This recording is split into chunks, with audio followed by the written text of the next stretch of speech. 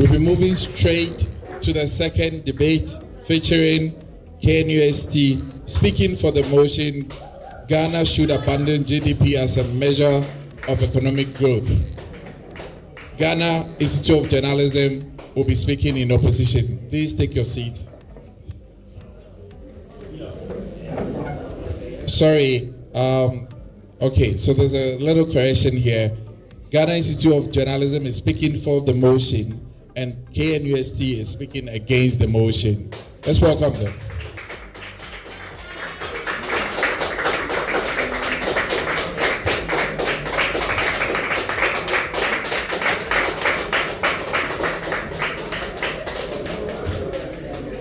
Okay, so the same time signals applies. Principal speakers have 6 minutes and supporting speakers have 2 minutes.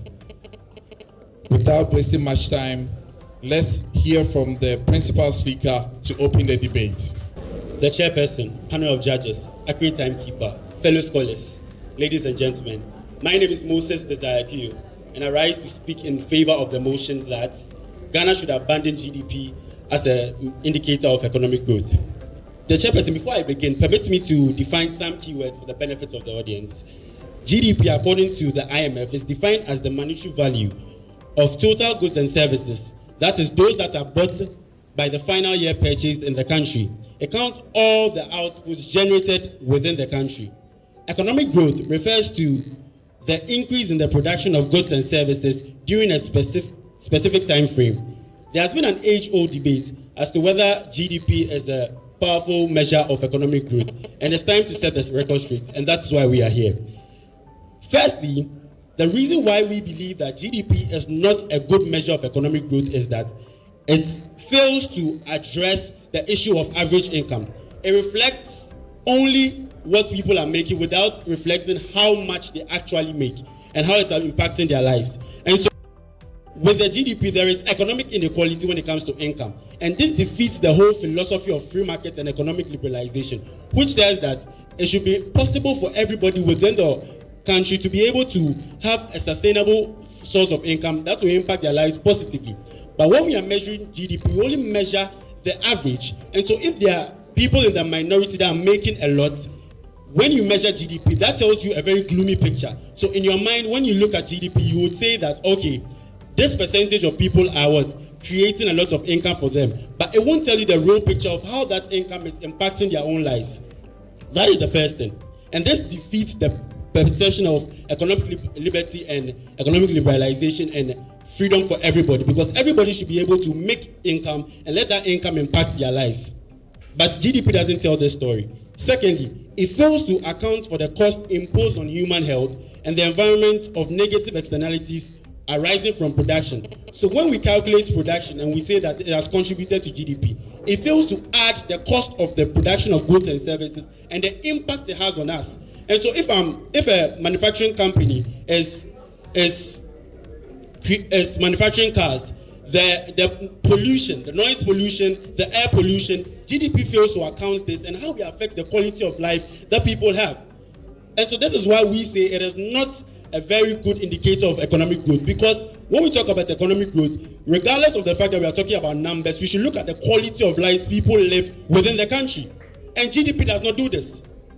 Thirdly, it excludes the informal sector from its calculations. And we all know that the informal sector is one of the major contributors to the economy. So if we are looking at telling a real picture of how well a country is doing, and there is an indicator that is not telling us the true picture by including the informal sector, then how can you tell me, KNUST, how can you tell me that this is a good measure of economic growth?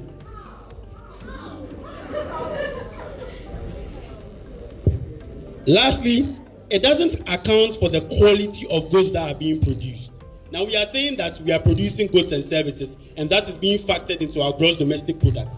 Does it talk about the quality of goods that are being produced? No. It just talk about numbers. Okay, so if we are looking at calculating gross domestic product without looking at the quality of goods and services that we are enjoying in the country, then it's a no-no. Because this is the simple analogy. Now, a lot of goods are being produced, and therefore when it's calculated, we say the country is what? Progressing, right? But if we don't look at the quality of goods and services that are being meted out to the indigents, then we are at a loss, because if I purchase, the probability that I'll have to replace them at a later time is high. And when that happens, it's not affecting the quality of life that I'm living. So this is why my team and I believe that GDP, that is gross domestic product, is not a good indicator of economic growth. It doesn't tell us the real picture. And therefore, we have alternative indexes that can be applied, like the Human Social Progress Index, which tells us the real progress that a lot of people are enjoying without manufacturing of goods and services.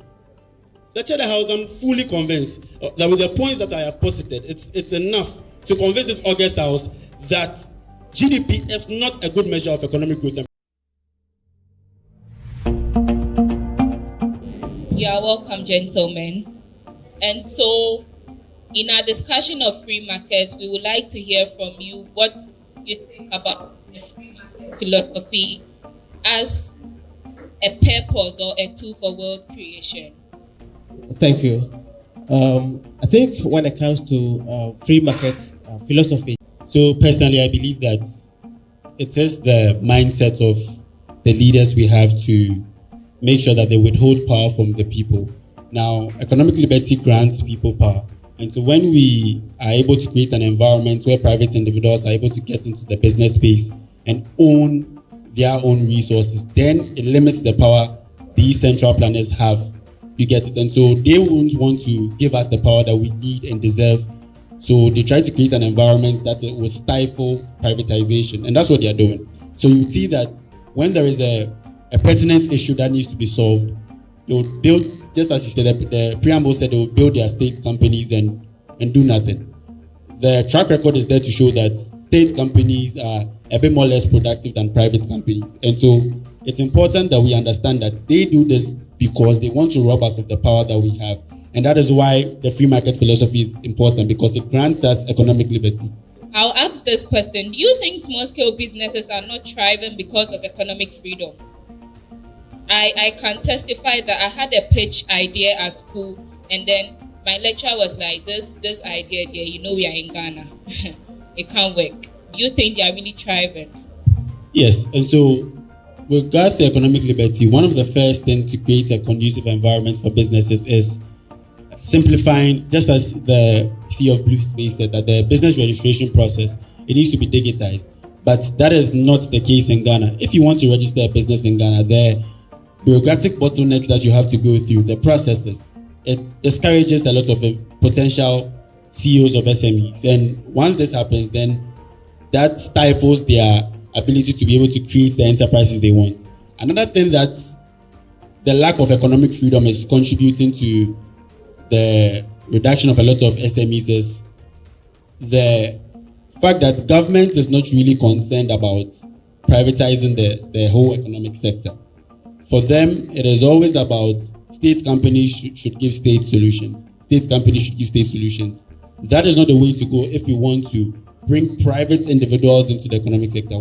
If SMEs will thrive, then we need to pay a lot more attention to what concrete help can we give to these SMEs. Funding is a major issue for a lot of SMEs. You get it. Someone has a bright, innovative idea, but it's very difficult for the person to be able to access to funding. If you don't know someone, if you don't know a big person, and the monies you need to be able to drive that business is non-existent. And so that is one of the ways it happens. Okay, so thank you very much. I think you've talked a bit